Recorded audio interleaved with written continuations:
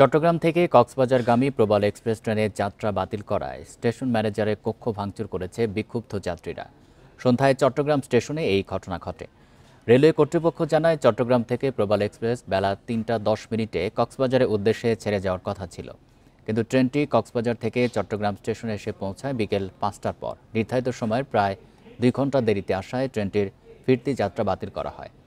এই সিদ্ধান্তে দেরি ও যাত্রা বাতিল করায় যাত্রীরা ক্ষুব্ধ হয়ে ওঠেন।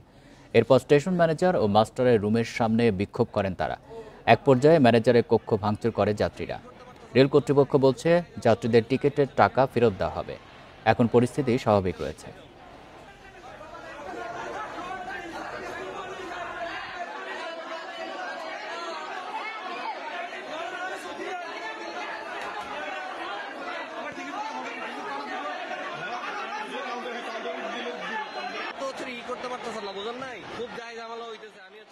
বান্ডেল থাকলে প্রতি সেনমানিতে টাকা বাঁচবে।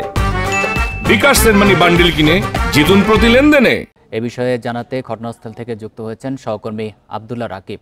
রাকিব, এই মুহূর্তে স্টেশনের পরিস্থিতি জানাবেন। আর ট্রেনটি বলা হচ্ছে যে কক্সবাজার থেকে চট্টগ্রামে আসতে 2 ঘন্টা লেট করে। এই লেট হওয়ার কারণ কি? এটার কারণে কি যাত্রা বাতিল হয়েছে নাকি অন্য কোনো আরো কারণ রয়েছে? রেল কর্তৃপক্ষ কি বলছে?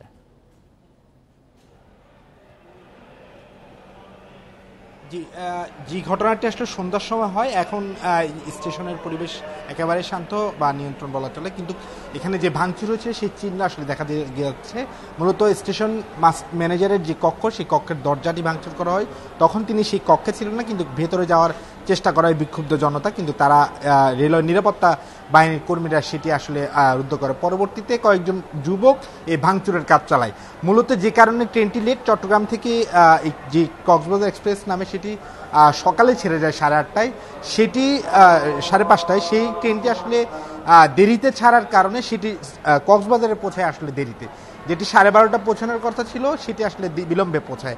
এবং এই ট্রেনটি আবার চট্টগ্রামে আসে, সেটি 3টা 10 মূলত প্রবাল এক্সপ্রেস নামে কক্সবাজারে যাওয়ার কথা, কিন্তু সেই ট্রেনটি চট্টগ্রামেই আসে আসলে 5:30টার পরে।